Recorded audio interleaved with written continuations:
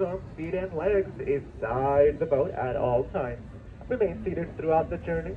Supervise your children. Thankfully, we don't have any. And most importantly of all, enjoy the rest of the ride, or whatever remains of it. Because now we are about to be eaten alive by Monstro the whale. Now if he finds us tasty, he just poops us out into storybook land. But if he doesn't find us tasty, he spits us out in a dark world called Universal Studios.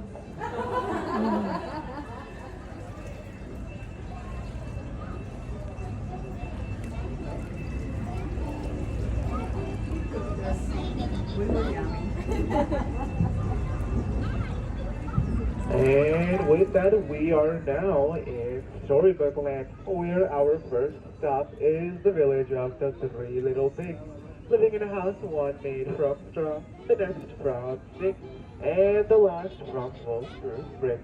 Always on the lookout for the big bad wolf. And then just around this corner is our next story, which involves a little girl named Alice, who used to live in this beautiful English village on the left before she followed a white rabbit down that rabbit hole and into the curious world of Wonderland. Now speaking of curious world, on the right hand side, this is London Park, which Peter Pan flew over all the way to a place called Neverland, where you never grow up. And with my newfound back pain, I wish I could go there too. Miren el Taking pato. off flying away though, straight up ahead is the kingdom of Agrabah, where Jasmine and Aladdin got on a magical carpet and flew under those archways ahead of you into a whole new world. Now as we fly under these archways, I do want to let you guys know this is a very popular proposal spot. But no pressure to any couples on board.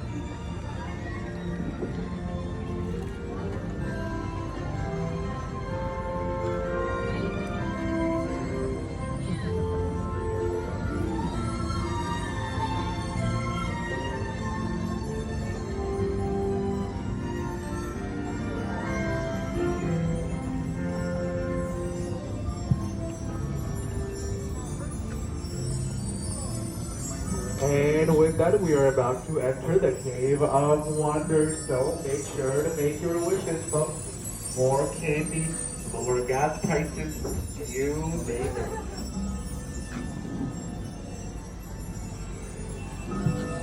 Now looks like somebody wished to be a princess because here we are.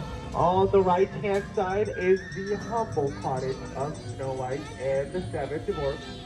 And then on the left, this is all Cinderella's village, topped off by the castle where she now lives with her love happily ever after. But if you look below the castle, on top of that bridge, you will see the coach that turned into a pumpkin. Because Cinderella, much like myself, was really bad at time management. Now, however, she is living the dream. And that's all you have if you fall asleep on these beautiful mezzanin of flowers on the left, inspired by the 1933 Silly Symphony cartoon Lullaby Land.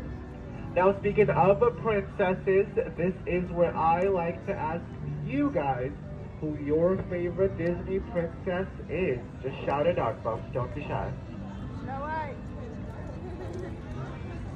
Rapunzel, okay, I'm glad you said that because her castle is right here. She is a little sensitive so people don't take her name. But this is where she used to live, folks, before she was allegedly kidnapped by a guy named Flynn Rider, whose face and hideous nose you can see on these wanted posters on the left-hand side.